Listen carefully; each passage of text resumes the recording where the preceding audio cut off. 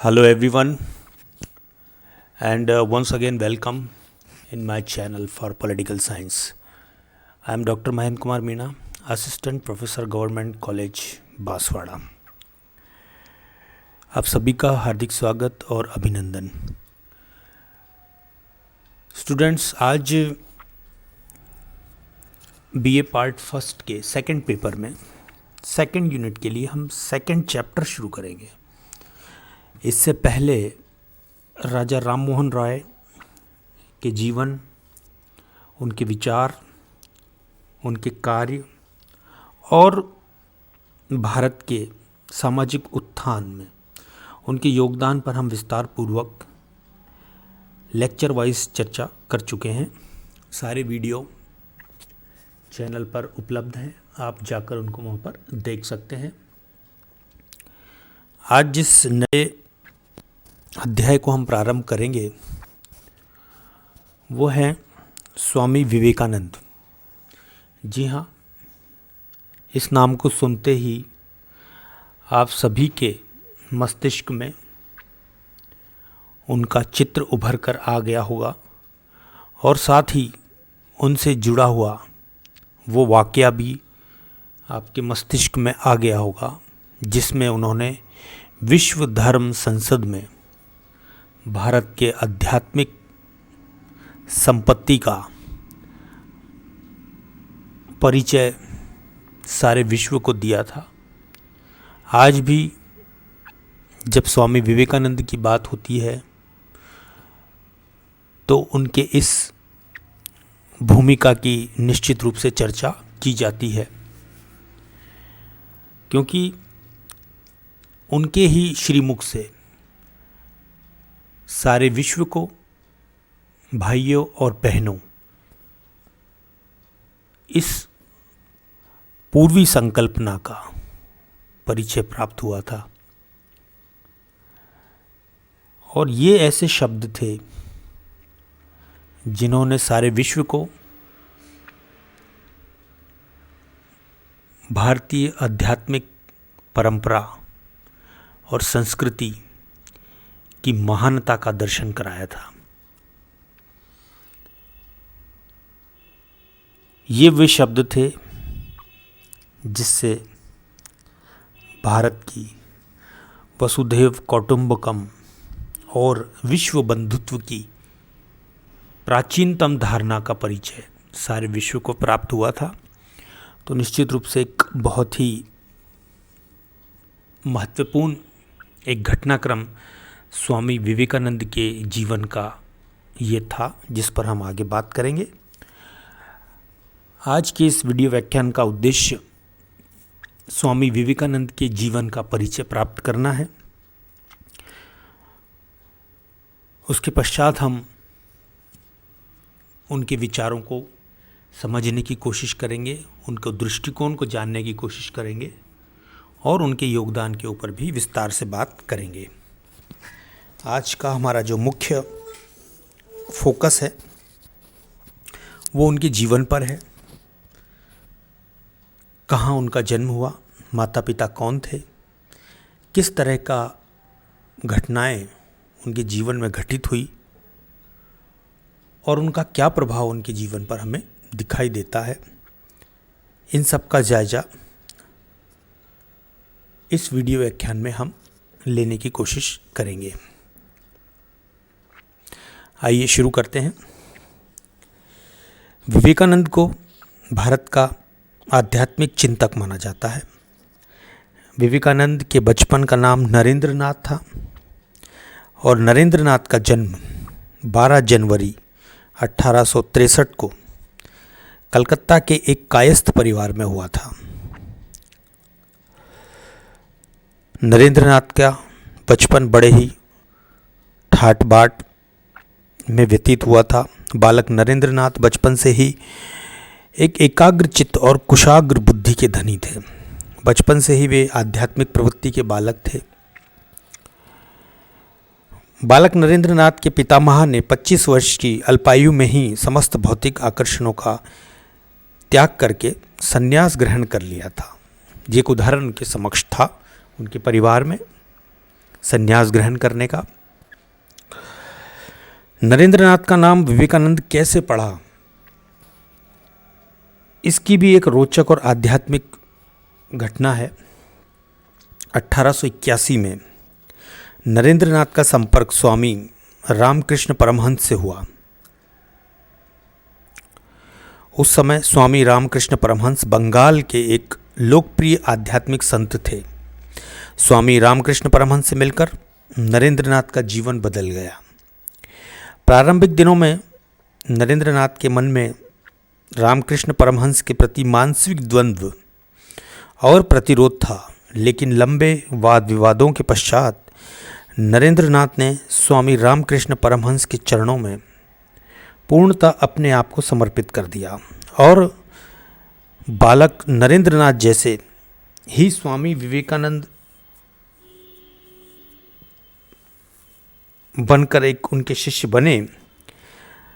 तब नरेंद्रनाथ ने संन्यास ग्रहण किया था और जब वे अमेरिका के शिकागो में धर्म सम्मेलन में भाग लेने जा रहे थे, उसी समय बंबई से अमेरिका जाते समय उन्होंने विवेकानंद का नाम ग्रहण किया था।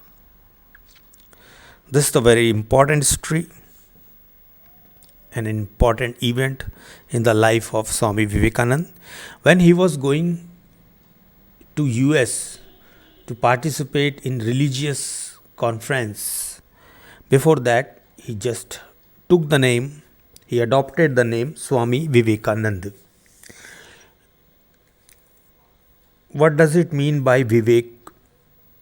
In English, we can say it as a rational. Rational as a person which do not accept anything or any thought without any rationality, without any evidence. Any thought should be supplemented with the rationality. तो इस तरह से स्वामी विवेकानंद ने अपना नाम धर्म सम्मेलन से पूर्व विवेकानंद के रूप में स्वीकार कर लिया था नरेंद्रनाथ ने। नरेंद्रनाथ के पिता का नाम विश्वनाथ दत्त और माता का नाम भुवनेश्वरी देवी था।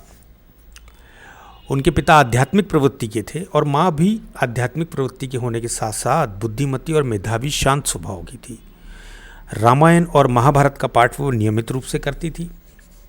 धार्मिक और विदुषी महिला थी। नरेंद्रनाथ की घरेलू शिक्षा बंगाली और अंग्रेजी भाषा में संपन्न हुई थी। वे बचपन से ही माँ के द्वारा उच्चारित रामायण और महाभारत की कहानियाँ सुनते आ रहे थे। इनके पात्र खासतौर से राम उनके पसंदीदा विषय थे, चरित्र थे और बचपन से ही उनमें यौगिक चेतना के लक्षण प्रकट होने लग गए थे। 6 वर्ष की आयु में नरेंद्र को भर्ती कराया गया स्कूल में और बाल्यकाल से ही कुशाग्र बुद्धि का परिचय उनके शिक्षकों को प्राप्त हो गया था। रामायण और महाभारत के बहुत सारे दोहे उन्हें पारिवारिक वातावरण के कारण याद हो गए थे। 7 वर्ष की आयु में बालक नरेंद्रनाथ का ईश्वर चंद्र विद्यासागर के स्कूल में दाखिला किया गया। यहाँ के सभी शिक्षक उनकी प्रखर बुद्धि के प्रशंसक थे। वे शारीरिक रूप से हष्टपुष्ट और अच्छे खिलाड़ी भी थे। इसी स्कूल से नरेंद्रनाथ ने एंट्रेंस की परीक्षा प्रथम श्रेणी से पास की और साथ ही साथ नरेंद्रनाथ ने अंग्रेजी और बंगला साहित्य का तथा भारतीय इतिहास का सूक्ष्म व संपूर्ण ज्ञान प्राप्त कर लिया था।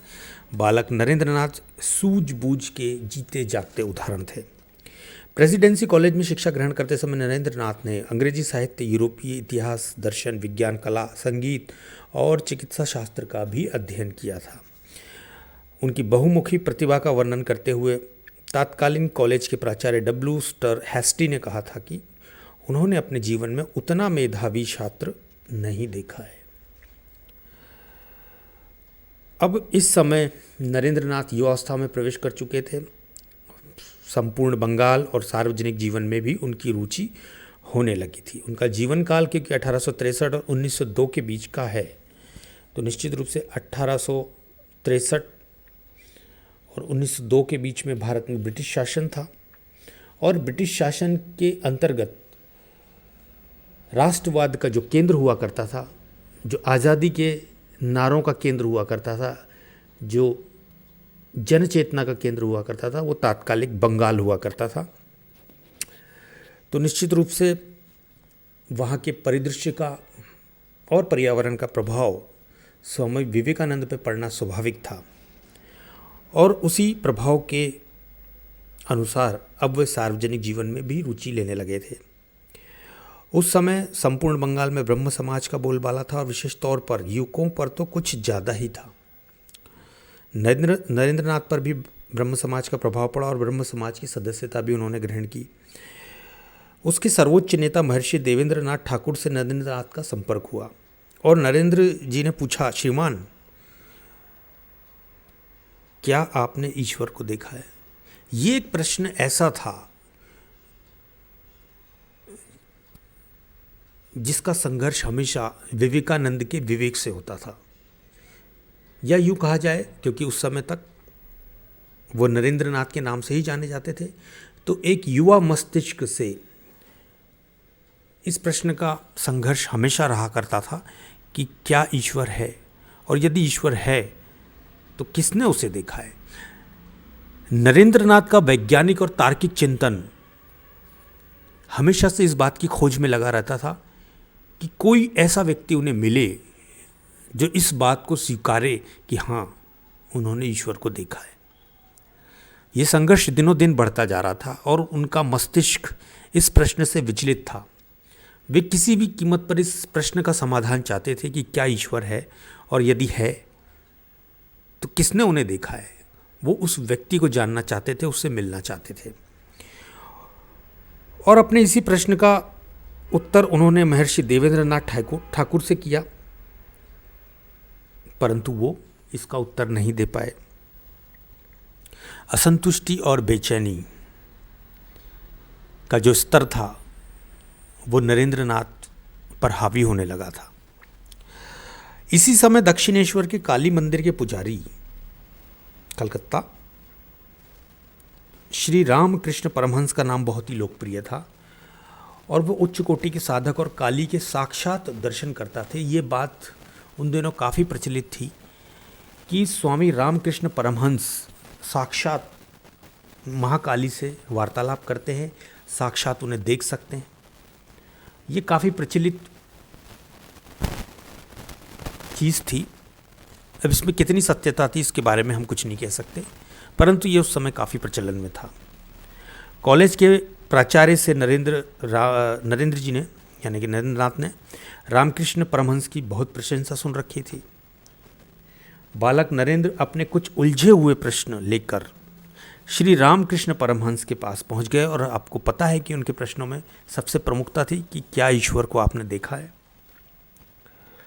यही प्रश्न उन्होंने रामकृष्ण परमहंस के समक्ष भी रखा कि क्या उन्होंने ईश्वर को देखा है। रामकृष्ण परमहंस ने उत्तर देते हुए कहा कि हाँ, मैं उन्हें वैसे ही देखता हूँ जैसे कि तुम्हें यहाँ पर देखता हूँ। इस उत्तर से नरेंद्रनाथ बहुत प्रभावित हुए, क्योंकि पहली बार उनको कोई ऐसा व्यक्ति मिला था जिसने इस बात को स्वीकार किया था कि हाँ, उन्होंने ईश्वर को देखा है। रामकृष्ण ने नरेंद्र को देखते ही कहा कि देव, मैं जानता हूं कि तुम प्राचीन ऋषि हो,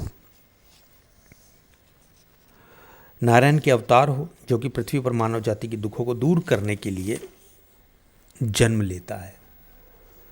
तो इस तरह से न केवल नरेंद्रनाथ रामकृष्ण परमहंस से प्रभावित हुए, बल्कि रामकृष्ण परमहंस भी नरेंद्रनाथ में और उनकी आत्मा में एक प्राचीन ऋषि को देखकर प्रफुल्लित हुए, प्रसन्न हुए, और उन्हें नरेंद्रनाथ में वो शिष्य नजर आया जिसको वो अपनी आध्यात्मिक संपदा, अपनी साधना की संपदा सौंप सकते थे।